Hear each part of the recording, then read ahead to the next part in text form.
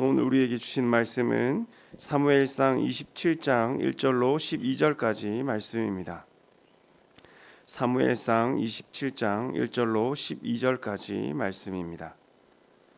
다 찾으셨으면 저와 여러분이 한 절씩 교독하시고 마지막 절은 합독하겠습니다. 다윗이 그 마음에 생각하기를 내가 후일에는 사울의 손에 붙잡히리니 블레셋 사람들의 땅으로 피하여 들어가는 것이 좋으리로다. 사울이 이스라엘 온 영토 내에서 다시 나를 찾다가 단념하리니 내가 그의 손에서 벗어나리라 하고, 다윗이 일어나 함께 있는 사람 600명과 더불어 가드왕 마옥의 아들 아기스에게로 건너가니라. 다윗과 그의 사람들이 저마다 가족을 거느리고 가드에서 아기스와 동거하였는데 다윗이 그의 두 아내 이스라엘 여자 아히노암과 나발의 아내였던 갈멜 여자 아비가일과 함께하였더니, 다윗이 가드에 도망한 것을 어떤 사람이 사울에게 전하매 사울이 다시는 그를 수색하지 아니하니라. 다윗이 아기스에게 이르되 바라건대 내가 당신께 은혜를 입었다면 지방 성읍 가운데 한 곳을 내게 주어 내가 살게 하소서. 당신의 종이 어찌 당신과 함께 왕도에 살리까 하니, 아기스가 그날의 시글락을 그에게 주었으므로 시글락이 오늘까지 유다 왕에게 속하니라. 다윗이 블레셋 사람들의 지방에 산 날수는 1년 4개월이었더라. 다윗과 그의 사람들이 올라가서 그술 사람과 기르스 사람과 아말렉 사람을 침노하였으니 그들은 옛적부터 술과 애굽 땅으로 지나가는 지방의 주민이라. 다윗이 그 땅을 쳐서 남녀를 살려두지 아니하고 양과 소와 나귀와 낙타와 의복을 빼앗아 가지고 돌아와 아기스에게 이르매, 아기스가 이르되 너희가 오늘은 누구를 침노하였느냐 하니 다윗이 이르되 유다 네겝과 여라무엘의 사람과 네겝과 겐 사람의 네겝이니이다 하였더라. 다윗이 그 남녀를 살려서 가드로 데려가지 아니한 것은 그의 생각에 그들이 우리에게 대하여 이르기를 다윗이 행한 일이 이러하니라 하여 블레셋 사람들의 지방에 거주하는 동안에 이같이 행하는 습관이 있었다 할까 두려워함이었더라. 아기스가 다윗을 믿고 말하기를 다윗이 자기 백성 이스라엘의 심히 미움을 받게 되었으니 그는 영원히 내 부하가 되리라고 생각하니라. 아멘.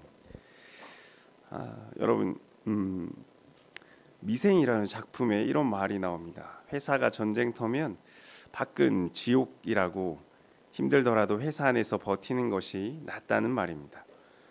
여러분, 우리가 신앙 안에서 하는 고민들이 있습니다. 그것이 전쟁터와 같다면 우리가 살아보고자 신앙 밖으로 나가면 거기는 정말 지옥이 기다리고 있습니다.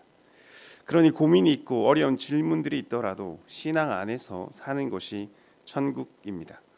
우리도 이것을 알기에 신앙 안에 있으려 하지만 위기가 닥쳐오고 어려움이 오면 신앙 밖으로 한번 나가볼까? 혹시 거기에 더 좋은 것이 있을까라는 생각을 하게 마련이죠. 그래서 우리가 평온할 때 믿음으로 살던 사람이다 하더라도 지치고 힘이 들면 또는 감당하기 어려운 큰 위협 앞에서 믿음을 버리고 인간적인 생각을 따라 살기도 합니다. 그러나 여러분, 우리가 기억해야 할 것은 하나님의 말씀이 가장 심플하고 정직하고 당당한 해결책이 된다는 것입니다. 한번 인간적인 생각으로 시작해버리면 거기에는 그것을 커버하기 위해 꼬리에 꼬리를 무는 일들이 많아지고 나중에는 그 일이 정말 눈덩이처럼 크게 불어난다는 것입니다. 오늘 다윗이 그러합니다. 믿음으로 살던 다윗이 오늘은 하나님께 묻지 않고 스스로 판단하여 이방인의 블레셋 가드왕 아기스 아래 용병으로 들어가게 됩니다. 하지만 이것으로 인해서 그곳에서 살아남기 위해서 다윗은 도대체 얼마나 머리를 쥐어 짜내야만 했는지 모릅니다. 오늘부터 이제 보여지는 다윗은 정말 그곳에서 꾸역꾸역 살아남기 위해 처절하게 애쓰는 것을 볼 수 있어요. 이런 모습은 오히려 우리에게 위기 속에서도 우리가 믿음의 선택을 하며 사는 것이 맞는 것이라고 반증해 주고 있습니다. 어제 본문에서 다윗은 사울을 죽이지 않고 보내주었습니다. 이러한 모습의 사울 또한 다윗의 인품과 그 신앙에 감복을 하죠. 그런데 그렇다고 해서 사울은 다윗을 추적하는 것을 결코 멈추지는 않았습니다. 결국 사울의 끈질긴 추적으로부터 벗어나고자 하여 이번에는 다윗이 하나님께 묻지 않고 스스로 생각해서 블레셋의 가드왕 아기스에게로 피신합니다. 오늘 말씀 1절에 보면 다윗이 그 마음에 생각하기를 이라는 구절을 아래 NIV 영어 성경에서 이렇게 번역하죠. But David sought so himself. 이것을 직역하면 다윗은 그 누구의 조언도 구하지 않고 홀로 생각했다고 홀로 생각했습니다. 하지만 여기서는 이것을 하나님께 묻지 않고 혼자 생각했다라 말할 수 있습니다. 우리가 생각했던 다윗이 어떤 사람입니까? 절대 이럴 사람이 아니죠. 하나님께 묻고 순종하고 그렇게 심플한 삶 속에서 주님의 승리를 누구보다도 다양하게 경험한 다윗이었습니다. 그래서 바로 앞구절인 26장의 24절에서도 이렇게 고백했죠. 주님께서 내 생명을 중요하게 여기셔서 모든 환난에서 나를 구하여 주실 것입니다.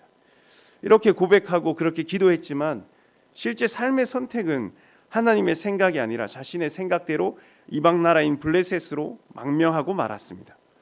이것은 자신의 삶의 방향이 자신이 기도한 방향과 전혀 다른 방향이었다는 것이죠. 우리도 이와 같이 실컷 기도하고 확신 가운데 오늘 자리를 떠나지만 또 다른 신앙의 위협 앞에서는 주님께 드린 기도는 온데간데 잊어버리고 주님을 생각조차 하지 않고 다시 인간적인 해결책을 간구하려고 애쓰고 발버둥치고 그렇게 살아가지 않습니까? 도대체 우리는 누구에게 기도했습니까? 우리는 무엇 때문에 기도했습니까? 우리는 우리의 기도에 어떤 의미가 있습니까? 우리가 믿음으로 기도했으면 우리가 가져야 하는 것은 감사한 마음이고 그 믿음에 따라 우리가 살아야 하는 것이 분명한 신앙인 것이죠. 그래서 믿음과 기도와 순종, 이것이 우리가 바른 신앙 생활입니다. 그러나 현실의 삶은 녹록지 않게 오늘 다윗과 같이 비신앙적인 선택을 할 때가 종종 많이 있습니다. 그런데 그럴수록 우리가 발견하는 것은 오늘 다윗의 삶과 같이 그것이 해결되는 것이 아니라 점점 꼬여드는 것을 알 수 있습니다. 다윗은 사울의 추적을 피하려고 오늘 블레셋에 망명했죠. 거기 블레셋 이방인 가드 왕 아기스의 생각은 다윗은 사울의 확실한 적이고 자신에게 도움이 될 만한 용병이므로 그 망명을 받아들이죠. 그리고 다윗의 요청에 따라 지방에 있는 시글락이라는 한 성읍을 다윗에게 내어주면서 다윗이 그곳에 머물러 살게 합니다. 다윗은 시글락에서 이제 가족을 부양하고 아기스에게 이제 좀 환심을 얻으려고 아기스에게 바칠 제물을 얻기 위해서 남쪽 지방, 즉 이제 유다 위에 북이스라엘 남유다면 남유다 밑에 쪽의 지역에 보면 그 남서쪽에 애굽에서는 북동쪽이죠. 그 광야 같은 지역이 있어요. 그곳에 이제 오늘 8절에서 얘기하는 그술 사람과 기르스 사람과 아말렉 사람들이 살고 있는데 그 사람들을 쳐서 죽이고 제물을 약탈을 했습니다. 이러한 약탈을 하나님께서는 과연 어떻게 생각하실까라는 궁금증이 들었습니다. 저는 다윗이 성전을 지으려고 할 때 하나님께서 그렇게 얘기합니다. 네 손에 전쟁으로 인한 피가 너무 많다라고 이야기했을 때 어떻게 보면 이렇게 무의미한 학살로 인한 피 때문에 아니었을까 생각합니다. 이런 약탈, 이런 살인도 살아남기 위해서 어쩔 수 없이 한 선택이라고 그렇게 이야기할 수 있을까요? 어쩌면 이전까지 우리가 보아온 다윗의 모습은 굶어 죽더라도 하나님 앞에 깨끗하려 했던 그러한 신앙의 모습이 아니었을까요? 이렇게 어쨌든 다윗은 약탈을 해서 아기스에게 공물을 바칩니다. 아기스가 다윗이 이렇게 뭘 재물을 가져오니까 이것을 어디서 얻었는지 궁금해해서 묻는 거예요. 그래서 다윗은 이 아기스의 신뢰를 얻기 위해서 유다에 속해 있고 즉 이스라엘 사람과 가까운 사람들, 즉 이제 보면 자기 동족, 그러니까 다윗의 자기 동족, 약간 먼 동족들에게 가서 이것을 얻었다라고 얘기합니다. 그 사람들이 오늘 이야기하고 있는 유다 네겝, 여라무엘 사람 네겝, 겐 사람 네겝, 요 사람들을 약간 먼 유다 사람인데 이 사람들을 약탈했다고 거짓말을 하는 거예요. 그렇게 자신의 이제 거짓말을 하고 나서 그 거짓말이 드러날까봐 거기에서 이 약탈한 지역에 있는 그 네겝에 있는 사람들을 모두 죽여버립니다. 하나님과 함께하지 않는 어떤 이 다윗의 모습이 너무나 인간적이고 너무나 정치적입니다. 우리는 이렇게 하나님과 함께하지 않는 삶의 자리에서 다윗이 오늘 이처럼 살아남기 위해서 처절하게 살아있는 삶을 살고 있죠. 세상 사람들, 다른 다른 이방 나라의 사람들처럼 속이고 빼앗고 죽여서 그 인간적인 인정을 받기 위해서 그렇게 살아가고 있습니다. 도대체 이제 우리가 따라가야 하는 가치도 어디에 있는지 한 번쯤은 생각해 보아야 할 것입니다. 한 성도님께서 이런 이야기를 해주셨습니다. 자신은 평생 하나님의 은혜로 기업을 이끌어 왔는데 그 기업에 위기가 오니까 이래서는 안 되겠다. 은혜로 천국 같은 공동체 같은 회사를 만들어야겠다라고 생각했는데 그것이 틀렸구나. 세상 사람들하고 똑같은 방식으로 회사를 운영해야겠다라는 마음을 먹었답니다.